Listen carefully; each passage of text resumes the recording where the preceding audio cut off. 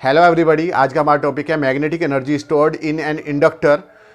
कोई भी इंडक्टर है, दैट मीन्स कोई कॉइल है और उसके अंदर आप करंट फ्लो करा रहे हो तो उसके अंदर कुछ एनर्जी स्टोर हो जाती है और वही एनर्जी जो है मैग्नेटिक एनर्जी है किसी इंडक्टर की।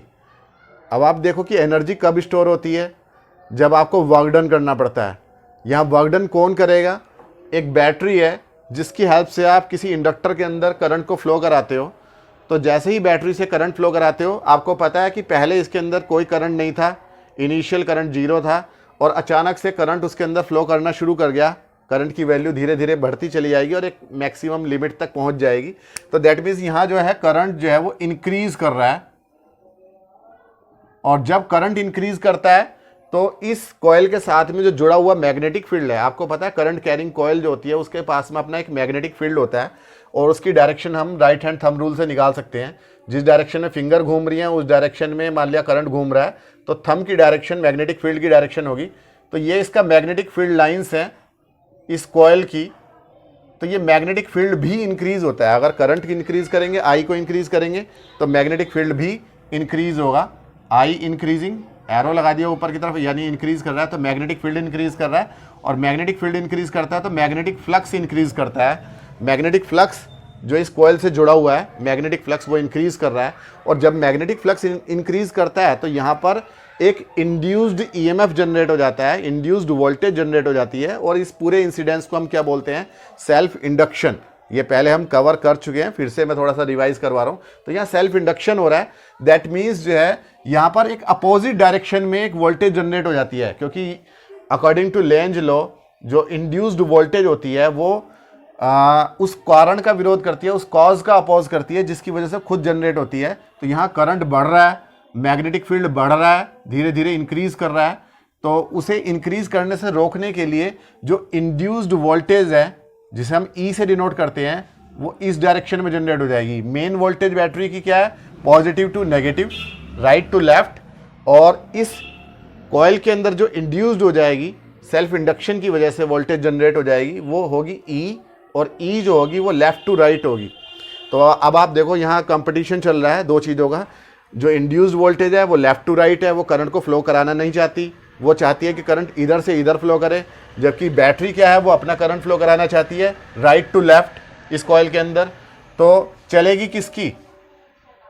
एक्चुअली बैटरी की वजह से ही इंड्यूस्ड वोल्टेज जनरेट हुई है तो बैटरी की चलेगी। फाइनली बैटरी अपना करंट फ्लो कराएगी, लेकिन जब बैटरी अपना करंट फ्लो कराएगी तो बैटरी को कुछ वर्क करना पड़ेगा, क्योंकि सामने से एक क्या लग रहा है? अपोजिंग फोर्स लग रहा है, एक तरीके से एक रुकावट लग रही है, ठीक है, जो करंट को फ्लो नहीं कराना चाहता। जो इंड्यूस्ड ईएमएफ है वो करंट को फ्लो नहीं कराना चाहता है। इंड्यूस्ड ईएमएफ जो होता है वो इस कॉइल के इनर्शिया की तरह काम करता है। जैसे कि अगर कोई बॉडी रेस्ट में है तो रेस्ट में ही रहना पसंद करती है, अगर कोई बॉडी यूनिफॉर्म मोशन में है तो यूनिफॉर्म मोशन में ही रहना पसंद करती है according to Newton's first law.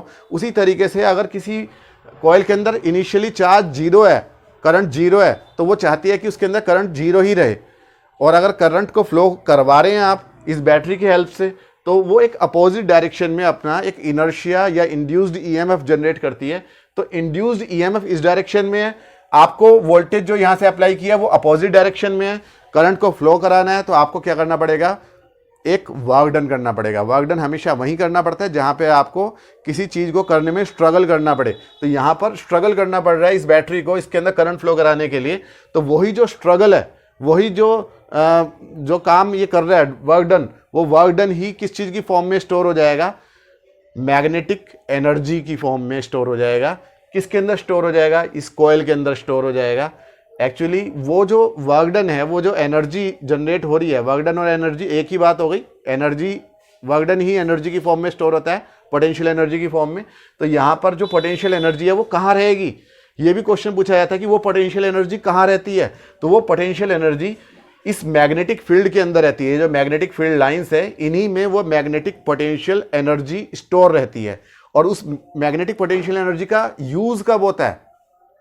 अभी आप देखो, अभी आपने सर्किट को जोड़ा है, इस की को, टैपिंग की को यहाँ जोड़ा है, करंट फ्लो किया, मैग्नेटिक फील्ड बढ़ा, मैग्नेटिक फ्लक्स बढ़ा, ठीक है, और यहाँ इंड्यूस्ड ईएमएफ जनरेट हुआ। लेकिन अगर आप इस सर्किट को ब्रेक करोगे, मान लिया आपके पास में ये एक कॉइल थी जिसके अंदर कांस्टेंट करंट पहले से ही फ्लो कर रहा था इस बैटरी की हेल्प से। तो बैटरी ने जब इसके अंदर करंट फ्लो कराना शुरू किया होगा तो बैटरी ने इसके अंदर एक मैग्नेटिक फील्ड जनरेट करवाया, और उस मैग्नेटिक फील्ड के अंदर ही क्या हो गई, इसकी एनर्जी स्टोर हो गई।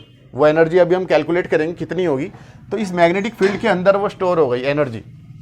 जैसे ही आप इस सर्किट को ब्रेक करोगे तो ब्रेक करते ही मैग्नेटिक फील्ड जो है वो एक मैक्सिमम वैल्यू बी से किस तरफ को घट जाएगा, 0 की तरफ घट जाएगा। तो मैग्नेटिक फील्ड की वैल्यू जब डिक्रीज करेगी, जब बी डिक्रीज करेगा तो मैग्नेटिक फ्लक्स डिक्रीज करेगा, तब भी एक इंड्यूस्ड ईएमएफ जनरेट होगा, एक वोल्टेज जनरेट होगी, और उसकी वजह से एक इंड्यूस्ड करंट जनरेट होगा। ये जो इंड्यूस्ड करंट होगा ये होगा self inductive current. Self induction की वजह से जो करंट जनरेट होगा, उस टाइम पर ये जो इंड्यूस्ड ईएमएफ होगा ये इसी डायरेक्शन में होगा जिस डायरेक्शन में बैटरी की वोल्टेज है, पॉजिटिव से नेगेटिव की तरफ, इसी डायरेक्शन में करंट को फ्लो कराना चाहेगा। और तब यहां सर्किट से कनेक्शन टूटने के बावजूद यहां पर इंड्यूस्ड करंट यहां पर जनरेट होगा। तो ये इंड्यूस्ड करंट कहां से आया, आपको पता है करंट जनरेट हो रहा है तो इसका मतलब यहां एनर्जी है, करंट के अंदर एनर्जी होती है, ठीक है। तो वो एनर्जी कहां से आई, वो करंट कहां से आया, वो एनर्जी इसी मैग्नेटिक फील्ड के फॉर्म में जो स्टोर थी, और वो मैग्नेटिक फील्ड अचानक से घट रहा है, तो वही मैग्नेटिक फील्ड यहाँ इंड्यूस्ड करंट की फॉर्म में अपनी एनर्जी को कन्वर्ट कर रहा है। तो एक्चुअली जब हम किसी कॉइल को बैटरी के साथ अचानक से जोड़ते हैं, करंट फ्लो कराते हैं, तो उसके अंदर एनर्जी स्टोर हो जाती है। और जब जो है हम कनेक्शन को तोड़ते हैं, ब्रेक करते हैं, इस टैपिंग की को हम अचानक से दूर करते हैं, ठीक है। ये टैपिंग की है जो इससे जोड़ेंगे तो फिर करंट फ्लो करेगा, और हटाएंगे तो करंट ऑफ हो जाएगा। तो टैपिंग की को हम हटाते हैं तो यहाँ पर मैग्नेटिक फील्ड भी खत्म हो जाता है, मैग्नेटिक फ्लक्स खत्म हो जाता है, और इंड्यूस्ड ईएमएफ और इंड्यूस्ड करंट जनरेट हो जाता है। तो इंड्यूस्ड ईएमएफ और इंड्यूस्ड करंट को जनरेट करने के लिए जो एनर्जी मिलती है वो पहले से ही स्टोर होती है। जब हमने स्विच ऑन किया तो एनर्जी स्टोर हो गई, जब स्विच ऑफ किया तो वो एनर्जी इंड्यूस्ड करंट की फॉर्म में बाहर निकल गई। तो आपको पता है कि इंड्यूस्ड ईएमएफ कितना होता है। अब हम इसकी केस की बात कर रहे हैं, जब करंट को इंक्रीज कर रहे हैं, जब हमने ये की जोड़ी है तो इंड्यूस्ड ईएमएफ होता है -LdI/dt। ये आपको पहले से पता है, हम पहले डेरिव कर चुके हैं। तो इसी से हम निकालने वाले हैं, पोटेंशियल एनर्जी निकालने वाले हैं। तो आप ये देखिए कि बैटरी को कितनी वोल्टेज लगानी पड़ेगी। इंड्यूस्ड ईएमएफ इस डायरेक्शन में है, जब आपने टैपिंग की लगाई यहाँ पर, इंड्यूस्ड ईएमएफ इस डायरेक्शन में है, तो एटलीस्ट इतनी ही वोल्टेज अपोजिट डायरेक्शन में बैटरी को लगानी पड़ेगी ताकि वो एक करंट को मेंटेन करवा सके। तो बैटरी की जो वोल्टेज होगी, voltage of battery, voltage applied by battery across this coil, वो V जो होगी वो इस इंड्यूस्ड ईएमएफ के इक्वल होगी, लेकिन इसके अपोजिट डायरेक्शन में होगी। That means V will be equal to -E।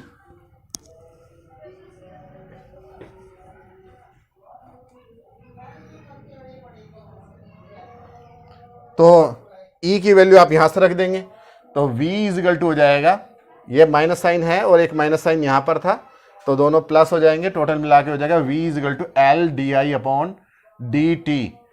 तो एटलीस्ट इतनी वोल्टेज इस बैटरी से अप्लाई होनी चाहिए यहाँ पर, तभी इसके अंदर करंट फ्लो कर पाएगा, ठीक है। वो भी करंट वेरिएबल करंट है, DI/dt का मतलब यह है कि करंट जो है वो चेंज कर रहा है विद रिस्पेक्ट टू टाइम।